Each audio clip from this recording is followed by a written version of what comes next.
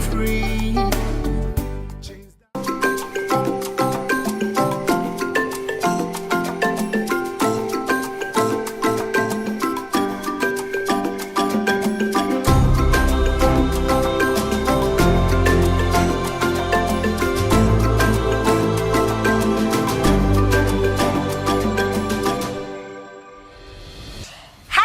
Welcome to an exciting journey into a gentleman's life. How he decided that what he wants to pour his life into is making local, African, authentic soup. Today we are in La Paz. What are we doing there? What will we find out? So much in between the scenes. Therefore, welcome once again to the Springboard Hangouts, the program where we have fun and learn about issues that concern us. My name is Comfort Ocran. Springboard Hangouts is in partnership with Ghana Grows, which is an initiative of the Springboard Roadshow Foundation in partnership with the MasterCard Foundation and Limehouse.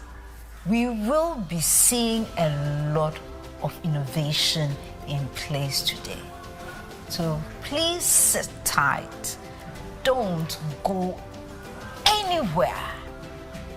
If you're going anywhere, just call someone to come and join you, because it is going to be exciting. We will be right back. We'll be back. Don't go. For so long, we've been here. We've been trying to break free. We live in a very dynamic, well, nothing is static, and therefore we should be open to, unlearn and relearn, just so we can also grow and be agile.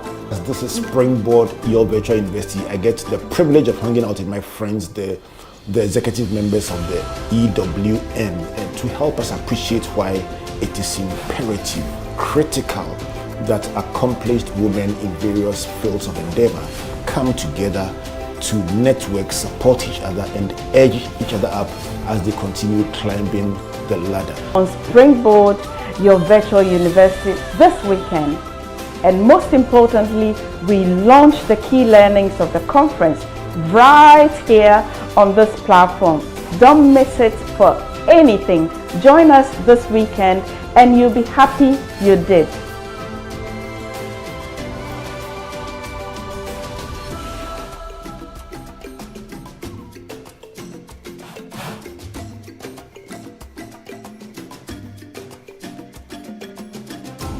Sponsors: Enterprise Group, MTN, Media Partners, Joy FM, Joy Prime, and Graphic Business. Springboard, your personal value will shoot up. Welcome back. I told you not to go anywhere. I'm glad you didn't, because today's journey is one that you must be part of. There's nobody in GH, at least, who doesn't bath at least once a day. And one of the things that personally I like using is the pure alata soup. So today I was told that there's someone in GH who is doing some magic in alata soup. So today we are here with the CEO of Bamimo Enterprises, Mr. Moro Batun, has really harnessed and crafted and perfected the craft of creating this very authentic Ghanaian soup for all to come and use. Mr. Moro. Yes, sir. Welcome. Thank you, madam. Thank you. It's really, really a privilege to interview you this afternoon. Okay, thank you very much. You're welcome. And when I was coming in, I was climbing the stairs. I mean, the fragrance of your soap really, really, filled my nostrils. How did you get here?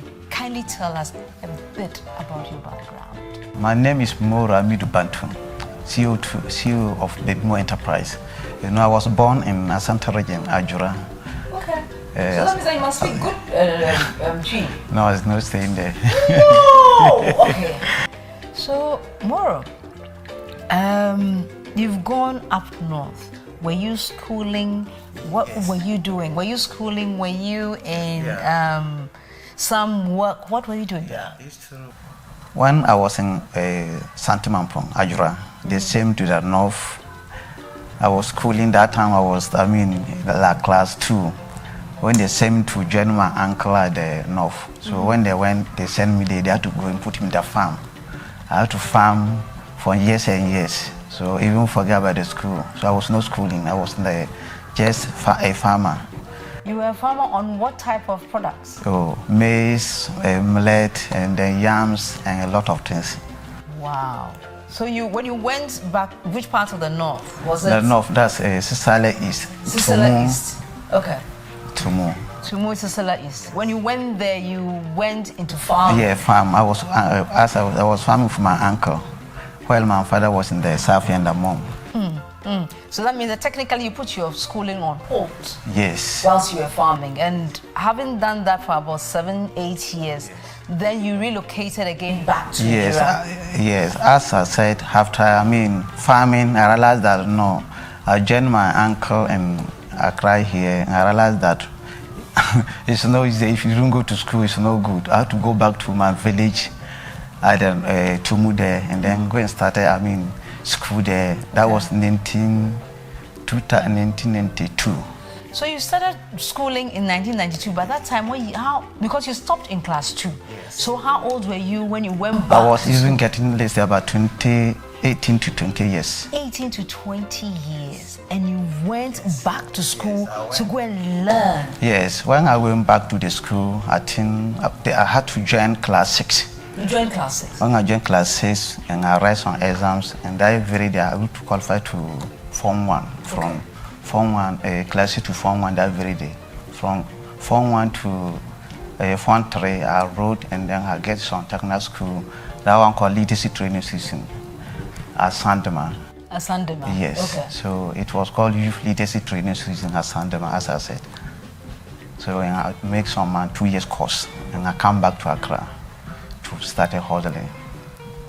You know, sometimes when people come across such challenges where they find they lack some skill or some knowledge, they find it too difficult to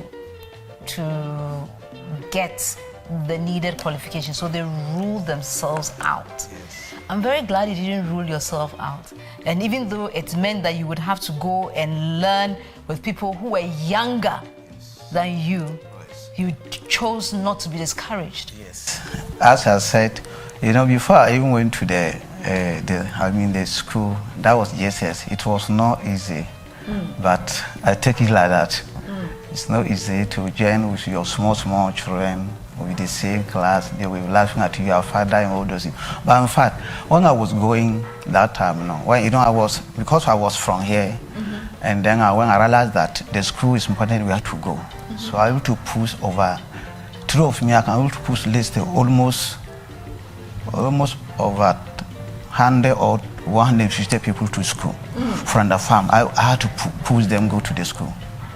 You mean you decided that the opportunity that you missed? Yes, I have got it. What I realized that if you don't go to school, you can't get a job, and whatever they are doing, it can't grow. So my colleagues were in the farm, also farming like me. So I started saying that no, they have to let us go to school. I have pushed about 4 people go. Through that 4 people, now we count over 100 to 200 as now I'm talking. And some are now ministers, some are soldiers, some are police, some are teachers. They me to go to business.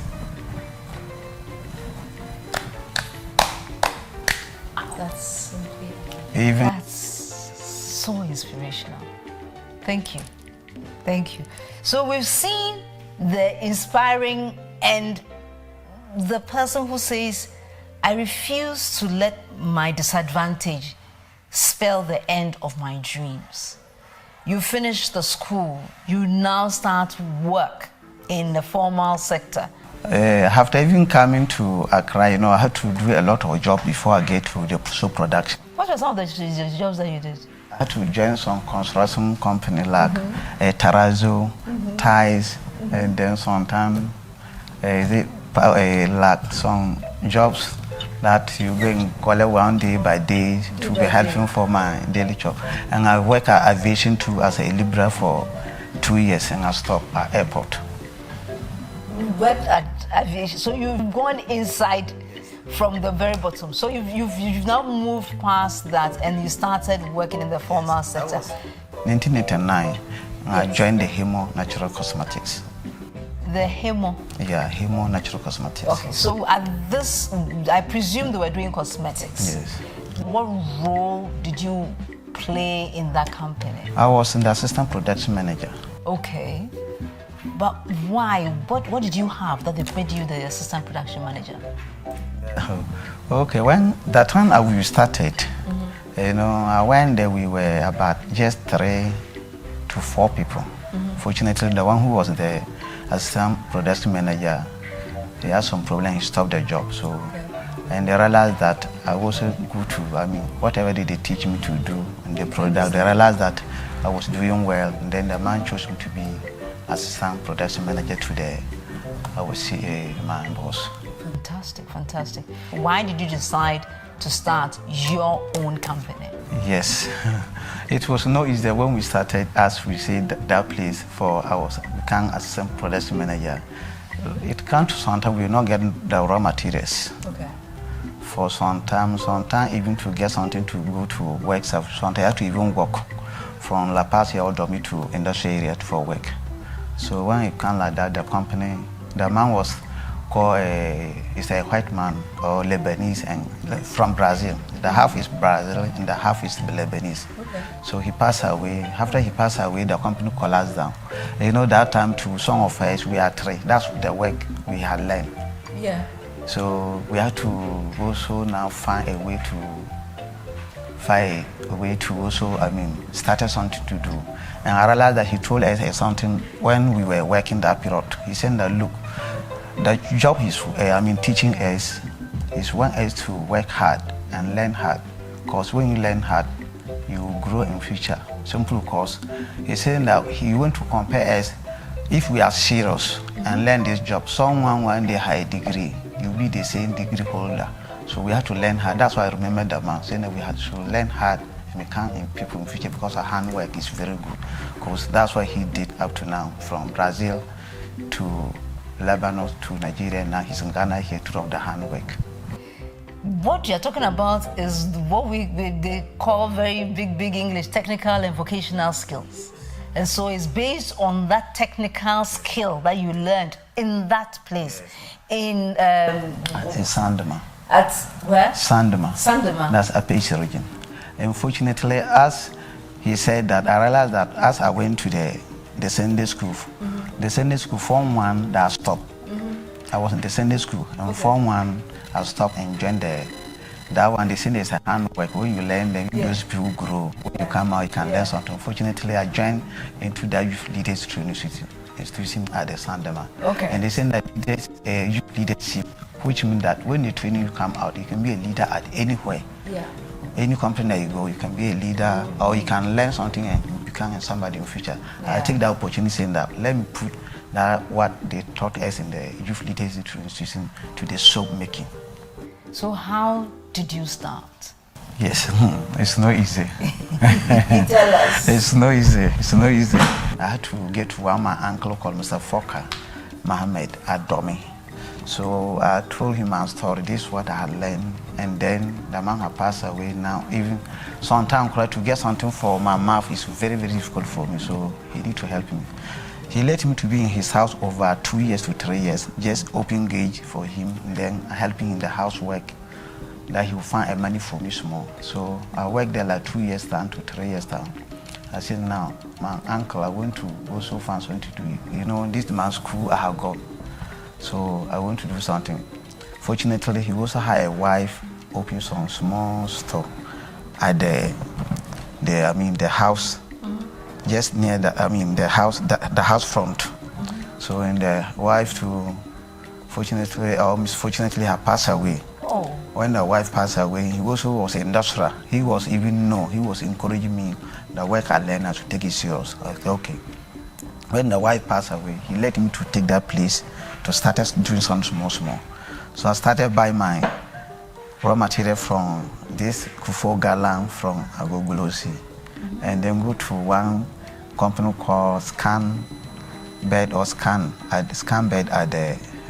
this place, Taifa, and then Letap. I used to buy the containers small, doing something small. That was 2006. I started 2005, September again. So when things go well, I had to go to Kumasi, Tichima, Nema, Mamobi, and what time I was marketing one by one. Go to the market shops to be selling it. After I even sell it, the market was coming out. We were making something small. He was surprised and he just want to help me because he's accountant, he's working administrator, and I had learned this job. He also want to just push me. One day I can be somebody. You know, when we started making the product and the business started growing, he got married, different woman come. And saying that will help the woman to also be learning. In case of I'm not there, he can push me small. So after teaching the woman finished, later the lady had to bring some confused for me and my uncle. They had to sack my way from the house and take the business from me. So I had to set, as I said. That's all over again. Yes, I had to now come sit in the house, buy my gari again, started soaking, and started holding again. So from there, that time I had to save something small from Ganrola Bank. So I go draw that one, I have it small, and then go to sisters and brothers, whether they can help, no one helped me. And I take that one, started small. Someone that able to borrow me 400 Ghana cedis for 6 months' time to pay him. And then every month he will take me 40 cedis. Okay. So for 6 months, I turned that money, and later I was one of the first person who, opened Pro Credit Bank. So I was saving with them. And then while I was doing small, and I started with some few, like 3 to 2 workers. So they able to help me along with 2,000 Ghana cedis, Pro Credit. So from there, I started doing as the garage, Mangakonta garage just back here. So from there, I had to, you can't sometimes day to day, I have to say that I'm dirty in the house, I had to move.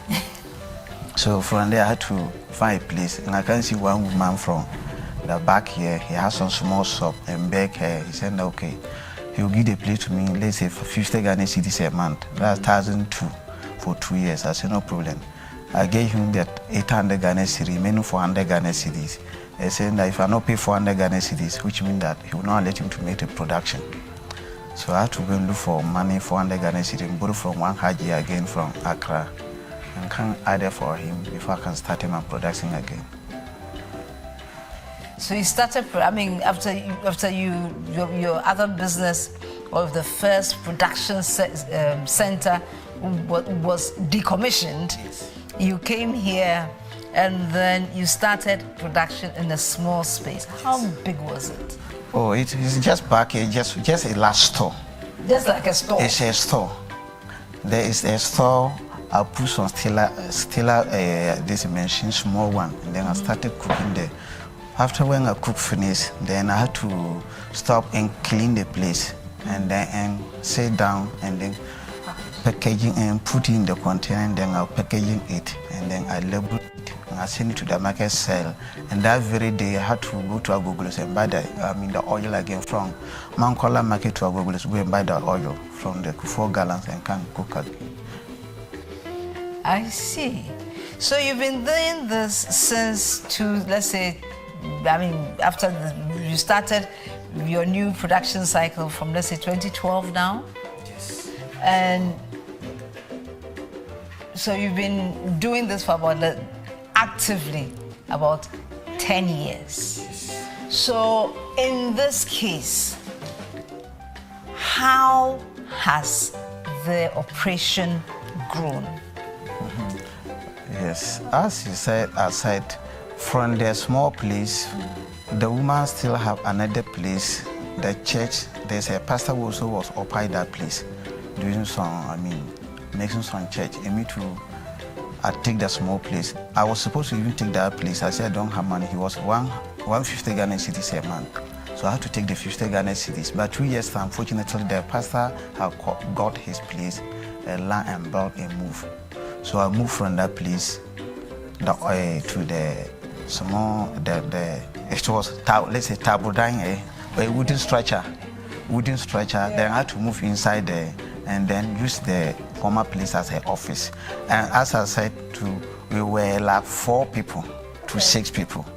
So we started from there, gradual process, we become like, 10 people. The 10 people, like 15 people, that time I get this young guy, Gideon. Gideon, we'll be getting some story from Gideon. Really, don't go anywhere. Gideon has a very interesting path to show us. I met him as a young guy. He also finished SS, and then I had to know that he was a smart guy. I pulled him to me myself. He and the sisters and then the brothers I was knowing the area. So we are all from this area that I know. Oh, I see. Here in La Paz, you all, yeah. It's not like I pick him from any place or anything. He's just La Paz guy in the area guy. I know him. He was a good guy. I'm one of the guys around. He also joined me. That time we were about 15 people going that time. I So see. from So the right 6 now, people, how big? How many people do you have in your operation now? Yes. Now because of the virus has come, if not that we were about 130 to 120. That was the 2020. Before 2020, you had grown to 120 Yes, people. we were more than that. If you compare some of the school, those people were schooling at the same time. So they'll come and work a little and then they'll go. Who were here, we are about this. You know, we don't have only here. We have another branch in Kaswa. You do? Yes, it is same like this in Kaswa. We have another one. So we divided the people. Some in Kaswa, some are here. And here was about 80 people plus. Really? And that place was about 40 people now. As now, we are even, but we're reducing some of the staff, but still, we are still operating at the Kaswa. But we close when things become difficult. We don't have raw materials. We close the place for some time more, but we will open the office alone. But now we are still working again. You started working again? Yes. That's great. That's great. This story, you won't get it anywhere apart from Springboard Hangout. And we see a story of resilience. A story that says that despite what the challenges are, where I lack, I will go and find the capacity. And where I have the capacity, I would ensure I utilize that capacity to benefit not just myself, but my community. We're going for a quick break. By the way, if you know somebody in your community, in your circle of influence, who has an interest in an amazing story in the extended agric and ATVET, vocational and technical skills value chain, kindly let us know. Send us a quick hi on gg@springboard.com.gh and we will reach out to you or to the person you are sending us the information about. Because these stories, these amazing stories that are hiding in our communities need to be brought to light. So we are going for a quick commercial break. When we return, another part of the story unfolds. Don't go anywhere. We'll be right back. We live in a very dynamic, well, nothing is static, and therefore we should be open to, unlearn and relearn, just so we can also grow and be agile. This is Springboard, your virtual university. I get the privilege of hanging out with my friends, the executive members of the EWM, and to help us appreciate why it is imperative, critical, that accomplished women in various fields of endeavor come together to network, support each other, and edge each other up as they continue climbing the ladder. On Springboard, your virtual university this weekend, and most importantly, we launch the key learnings of the conference right here on this platform. Don't miss it for anything. Join us this weekend and you'll be happy you did.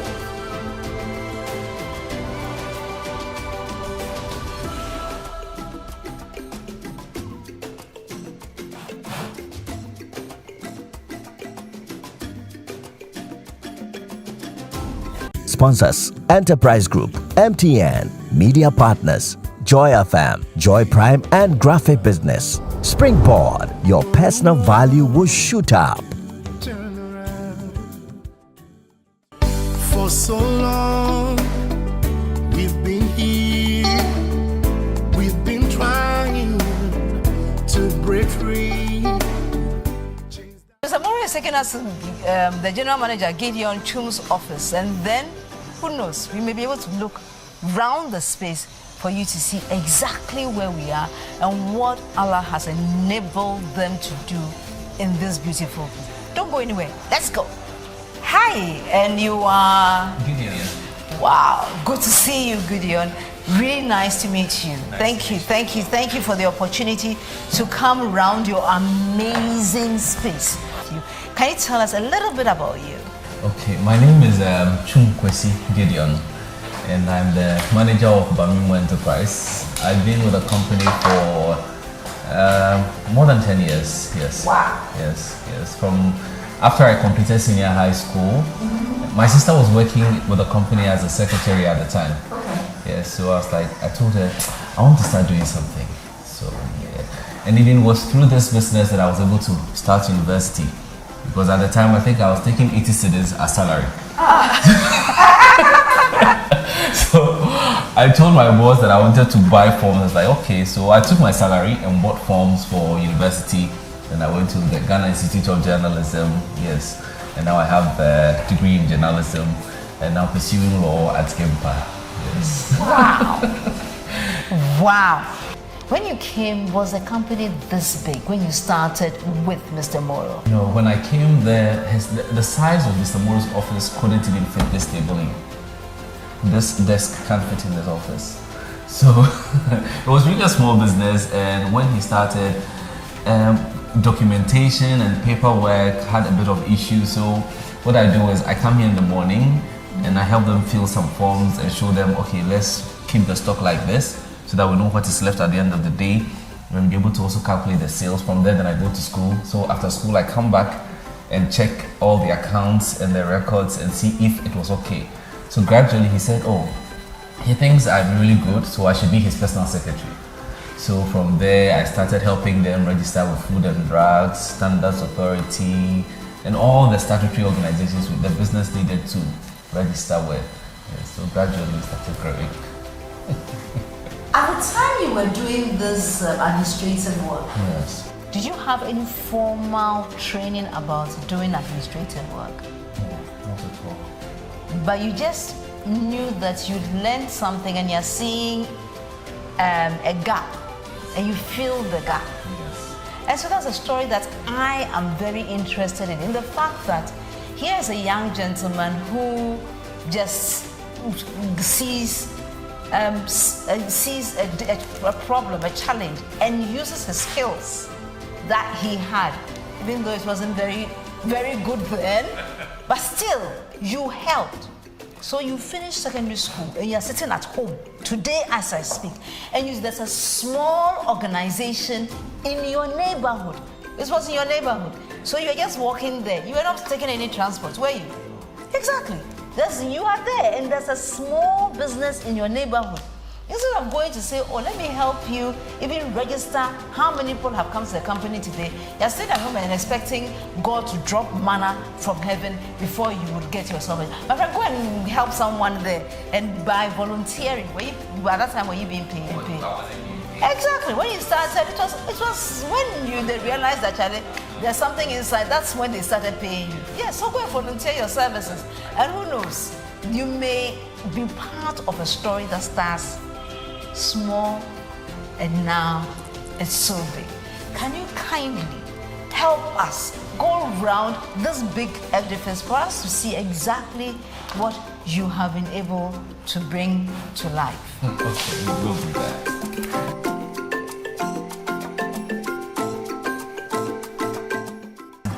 got this wooden structure too. Oh, so technically, so we moved from here and then we came to this place. This was where the church was. Find this space. So you can actually look over this space and say, see what the Lord has done. So over time we're told this place was available for sale, and then someone alerted my boss. We bought it and built it from scratch in like 3 years, 2 years. Oh, you mean when you came here, this building was not here? It was bare. It was bare ground. Yes. You put the foundation and you started building up. Wooden structure.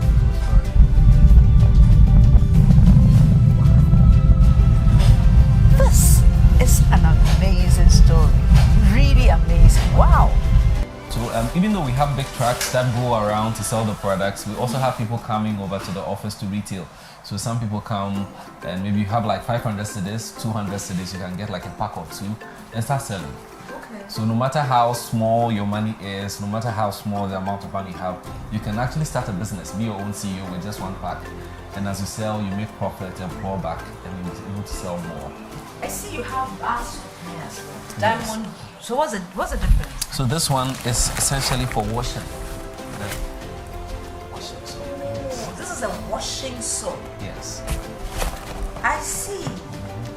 So aside the bathing elements, we also have the bar soap for washing clothes. Have you? I'm sure next time when I come here, you will show me the powder version of it. Hopefully. We're working towards that. You're actually working towards it? Yes.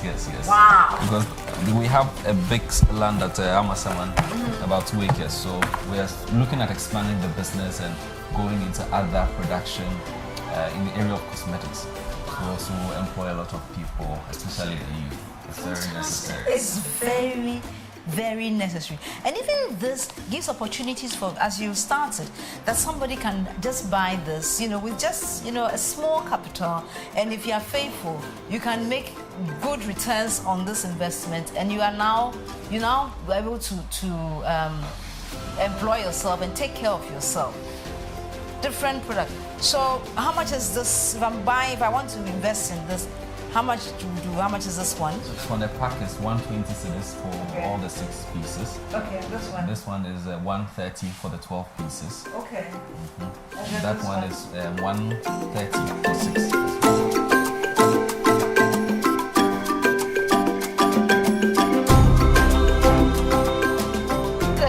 Oh, so it becomes a packaging room. I have a nice supervisor here. Hi, big boss. Permission to come in, sir. Thank you.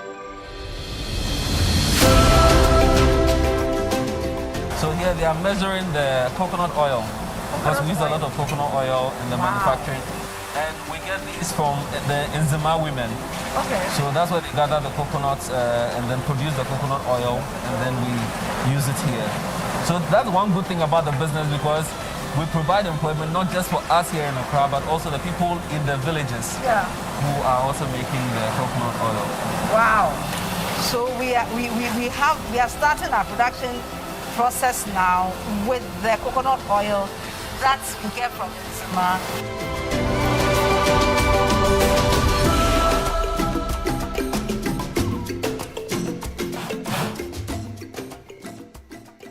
These are the stainless steel basins. So much of the production goes on here. Okay. We put the oils in there. We have the cocoa butter. We put it in there. Cocoa butter in it as well. Okay. So it's somewhere here. So put it here, heat it all over, and then we add some other like water and some color to make it look good. And then, so it's a very hot process. After it's done, we pour them into the small containers to see. We'll go to the production area and leave it overnight for it to solidify. So the next day, the packaging team comes and then they start working on them. So what they're doing, we've already taken measurements of the buckets. They're like 21 liters each. So as they pour in, they count to make sure they're getting to the standard that is required to make the soap very good. Fire all these cylinders and work on them. Long ago, we're just doing small quantities, but now this one works. All of them have fire with them and they work again.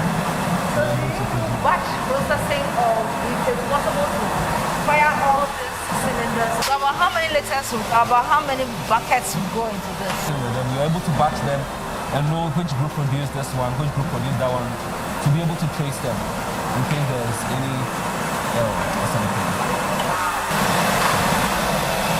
No, we don't really have electrical issues here. And much of the heating we do is by LPG. Okay. So we don't really need electricity for much of the production. Necessarily, we need it for ventilation and lighting, but in terms of the main production, we use LPG gas. Yes. I see. And you get these from Yes. local. So we get these from Lita. And then also we keep some of the rubbers for recycling. So we don't just throw all of it away. We make sure that we keep it green and the environment healthy as well. Yeah. So some of the waste rubbers are sent in for recycling as with the broken containers. Oh, okay. Great. Great to hear that. So we've been able to put all our ingredients here. We've boiled them. Everything is good. We've poured them into the containers. So we've come to our floor. So the fragrance actually starts from the beginning. Okay. From the scratch there, it's added to it, but here we just add it to it as part of the packaging to enhance the fragrance. Aroma. Yes. Oh, okay. Okay. Where do you get the fragrance from? You get the fragrance from Chidwell. Okay. Chidwell. Okay. It's at Spintex. Okay. So a majority of the materials are all locally sourced. Wow. That's really good for our economy. Yes, very good. And one good thing is we source it locally, and we have people coming from other West African countries to come and buy, which is really good for our economy as well, because we've added value to our local ingredients here. To our local ingredients, like coconut oil. Coconut oil. Yes. You use palm oil as well? No, No. we don't use palm oil. Okay. All right. There's some cocoa butter. It actually smells like chocolate.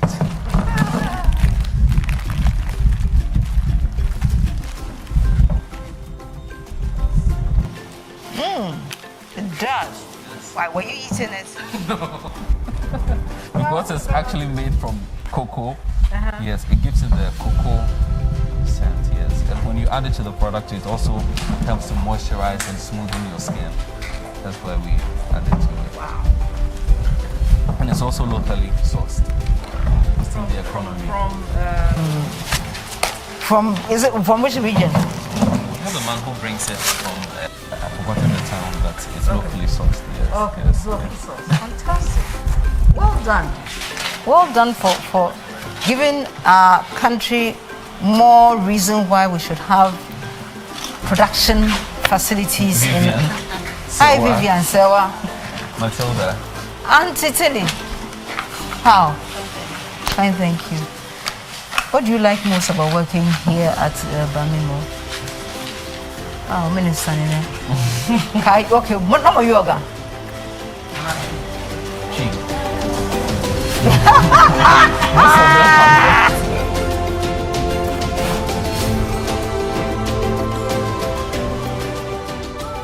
So, what do you like about working with Bamimo? Okay. They are sincere. They're sincere. Yeah.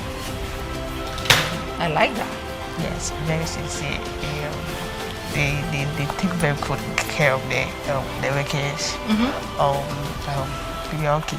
You're okay. Fantastic. So, do you use the soap yourself? Yes, please. Why? Oh, it's a very good product. It's a very good product. Yes, please. Why? When it comes to the skin care, it's very good. So, you recommend it to anyone watching today? Yes, please. Fantastic. So, you've heard from Tilly, who says that this soap is a very good product and it's made from an ethical company because they take care of they who work on the floor. And Tilly says that it's an ethical company. They are very transparent and they take care of the workers.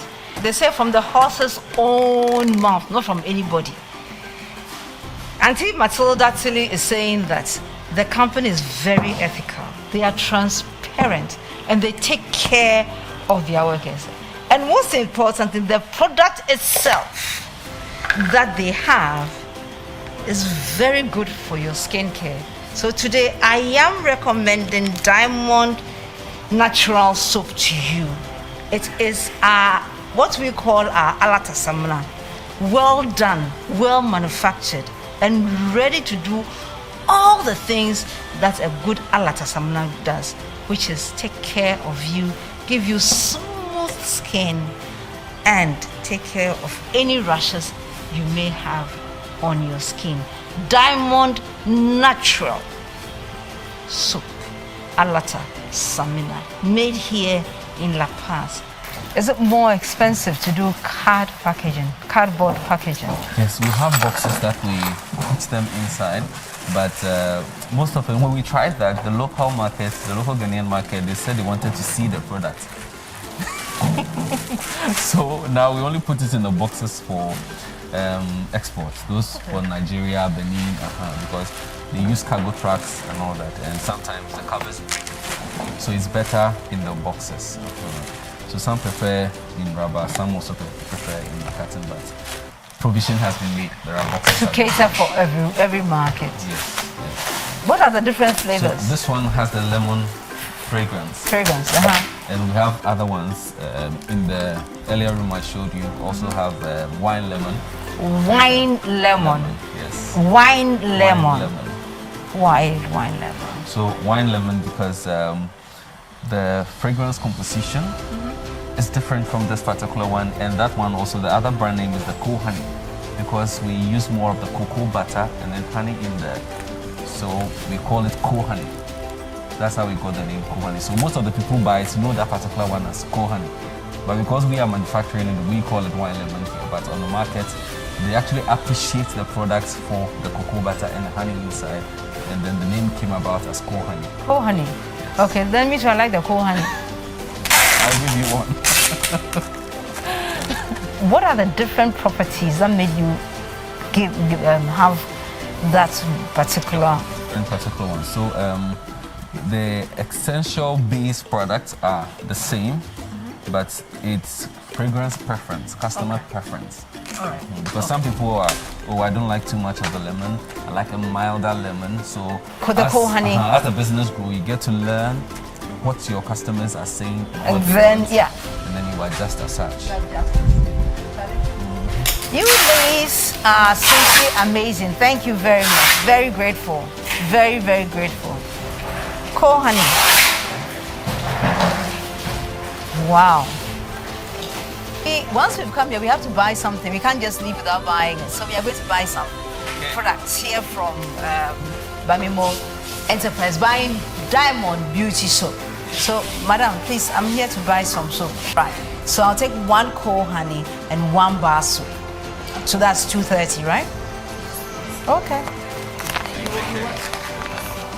Yeah. $2.40. Yes, please. So here we are. My name is Comfort Ocran.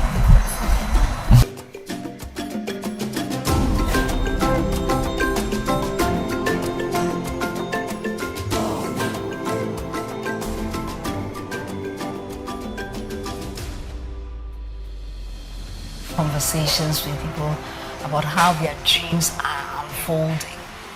It kind of gives me new life.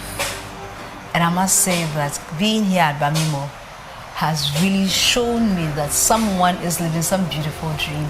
And the most interesting thing is that dream is not fulfilling for him alone, but he has a whole community that he is employing. You are part of that community, having grown from your teens here at this job. What do you have to say to our beautiful online audience? What I would like to say to our audience is, no matter how small a business is, if you find or get the chance, opportunity to be part of it, go there and start working with them. No matter how small it is, it will grow. And you have to be dedicated and committed in whatever you do. No matter how small the responsibility that has been given you, uphold it. Make sure you execute it properly. You never know who is watching. You never know who is watching. always make sure you execute every responsibility or job given you, no matter how small it is, and you'll be rewarded one day, because you never know who is watching. You never know who is watching. Execute your responsibility very well and be honest in your dealings. Because one of the things that I have seen sometimes when I go to places is they crying about people who have been dishonest and therefore the business faces challenges. Do you have any response to that? I think honesty is one thing my boss upholds, because even when we go to his bankers, if they call him and even I pick the call, he has given them the assurance that I can approve for even a check to be paid, because he knows with Gideon, he won't take your money. That's how close we have become now. It's more like a family business now. Because staying this long with him and being honest and transparent, because transparency is one thing he upholds. I'm sure he will tell you about that. Yeah, Gideon, thank you. It's been a privilege hanging out with you here on the Springboard Hangout.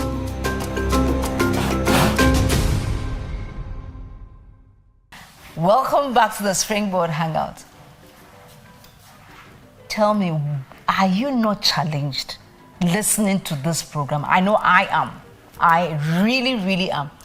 And the conversation is still going to take a very interesting turn. We've been talking about how you got into this. It's an interesting journey, an interesting story, one which tells me that not only did you not give up, but then you decided that there are people in La Paz that can also be helped with this story. So you started helping. Tell me more about it. As I said, when we started from that woody structure there, and we come like 15 to 20 people, that was 2000, and we struggled. We had get a lot of challenges when we want to grow. Every business want to grow. I know, right? And we don't have even a car. Okay. We don't even have a vehicle. That I bought one vehicle that was 1,000 Ghana cedis when it was 1,000 Ghana cedis. So I had to push more than 10 times before I can reach Accra. I know that kind of car. The car has a mind of its own. Yeah. We find a lot of people. We have to take it in dropping and go and sell it. As a graduate process, you can realize that now. Fortunately, we were there, then they were selling this place.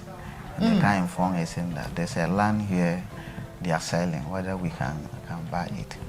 And that period, even if you ask my guy, he will tell you I was able to buy 2 acres for the company. Saying that I had a 2 company's land I will buy for the company to expand the company. So when they were selling, I realized that if I went to build at Amasamai, some of the workers can all go there and work and come back. So it's there that we bought here and started building 2014 to 2015. So I take 2 years or 3 years to finish here, and we moved from the woman house here. Yeah, it's just back here to here.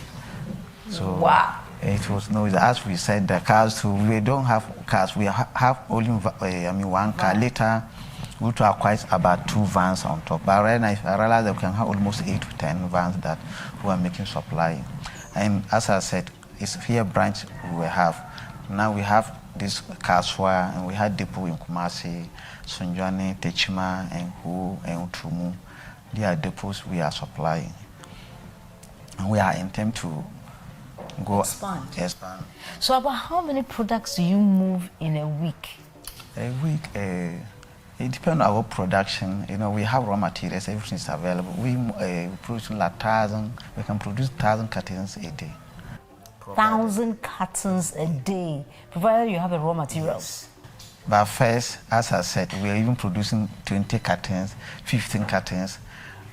Before we started producing 50 cartons, and then it was no easy. But now we produce almost, if the raw material, we produce 1,000 cartons a day. Wow.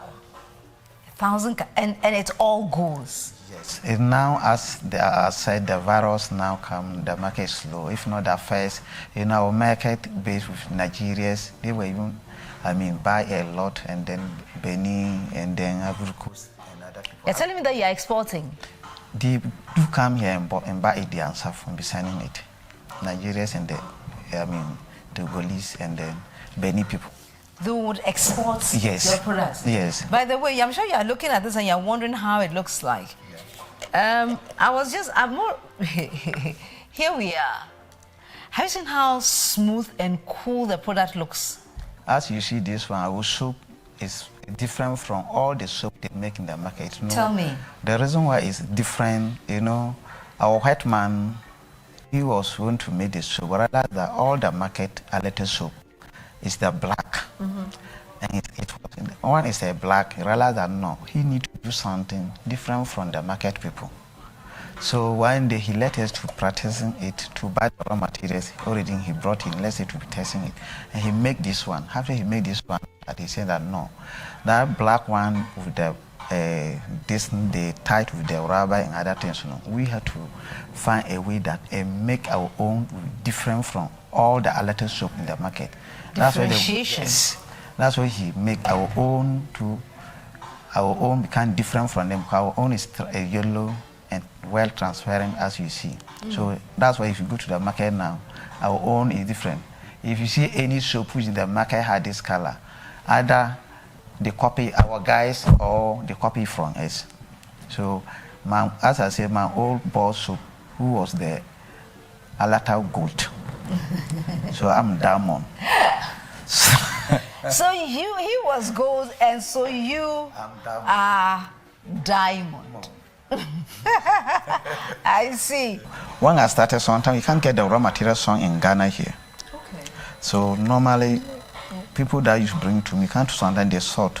They have to go to Abidjan to buy the product. So I was had small money, I organized myself that I'm traveling to Abidjan. The person had organized with him to send me to Abidjan. I don't know that, he know that. So the money small I changed at the safer was my packet was signing it. After we reach at Libo, we went to talk already.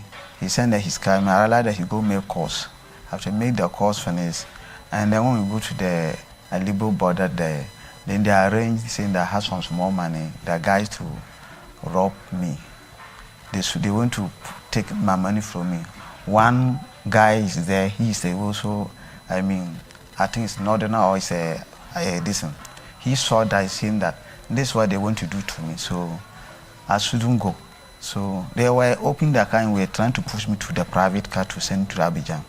So when they reach some place, then they can take the money from me. The man also give me a hit. The man also tell me saying I shouldn't go. So fortunately, the Ghana SEC was going to Abidjan. So when the car come, then the guys push me inside in the car. So I go follow the car inside there. The challenge I got that I went to the Abidjan. So after getting to the Abidjan to get the raw materials, that day, when I drop from there, I don't know anybody in there. So I just drop at the station. And then the end of the day, there's a bench or what and what at the station. They had to sleep there. Mosquitoes. You slept on the bench? Yeah, the mosquitoes. Yes, mosquitoes had to bite me and the whole night. The following, they had to look for somebody that who also is there to send to one company to buy the raw materials. So I don't know the safer. He also changed the safer and also had to go and buy some 2 bags from potassium from Abidjan to Ghana here. So it was very tough for me that time. And when it happened like that, my small money that I was have gone. I had to come and start to do something small again before I had to pick up. So it's not easy, as I said that time, about the raw materials. I had a lot of challenges. I see. You had challenges, but you still did not give up. You pursued your dream, and today you are here with this enormous investment in this space. Very interestingly, I see that you are exporting, or you were exporting before COVID, to Nigeria, to Cote d'Ivoire, and at least along the West African coast. So let me find out, what are the plans that you have for Bamimo company? As you said, as I said, I have a lot of plans. A lot of plans in terms of the business. So if not because of the virus, as I said, we were able to acquire a land, as I said, we want to even do a bigger one than this one. Fantastic. That was 2020. The virus had come, things had come down, but still a plan to come. Or when if you come to sometimes we are not getting raw material to make the production. So normally you have to work half. People will come 1 week. Some people also come 1 week. But right now, now we have started falling now. And we are praying that we'll make it bigger more than this, as more than has even the 2020 that we are planning. I believe that would happen. Allah being our helper. So, Mr. Moro, as we end today's interview, what are your any 3 pieces of advice you'd like to give to anyone who either is looking at what to do with his or her technical and vocational skills, or any young person? What advice do you have for those who are watching today? Oh, it's my only piece of advice I have for everybody, in this world. When you want to do everything, you have to be open your heart and work hard and pray for Almighty Allah. Allah is everything. After Allah, then you know what God can do to you. Simply because, when I had that challenges, I didn't give out. And I was not anybody. I know that. And everybody is safe. I know what I'm going to do for them. I know one day go open church for me. What I want to tell any young lady or young guys, honesty is one, and hard working and transparency. Honesty, hard work, transparency. If you have these things and know what you are doing, definitely you will make it.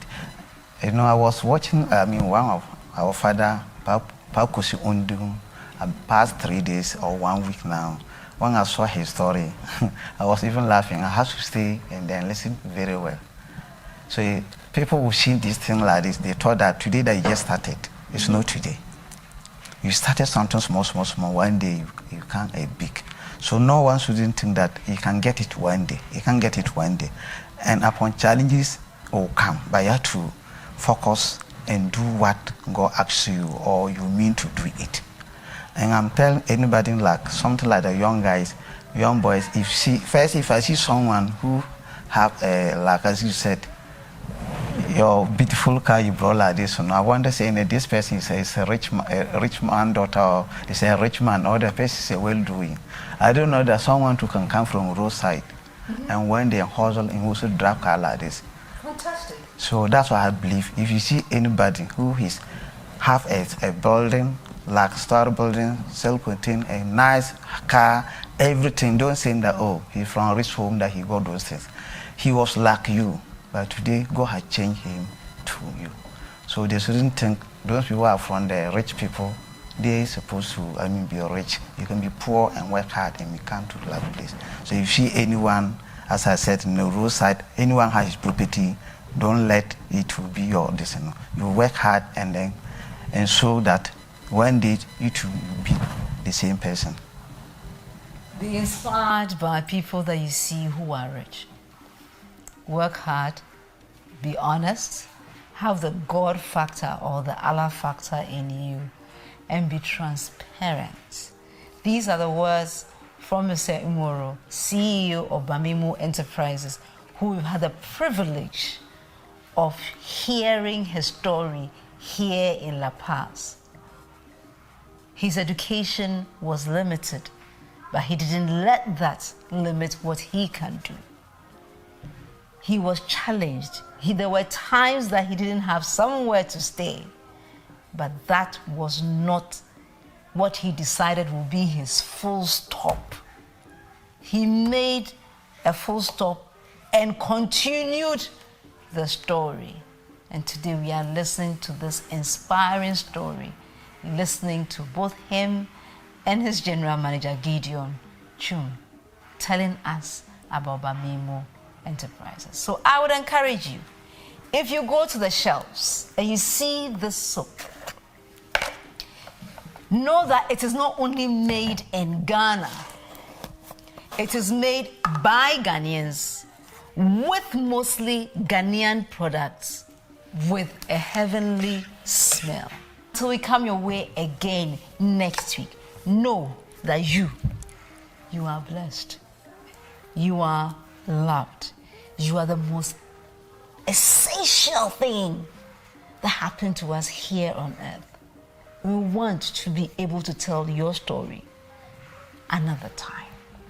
So work hard, be honest, be transparent, and look out for the God factor. Until we come your way next week. Good night. We love you. Bye. For so long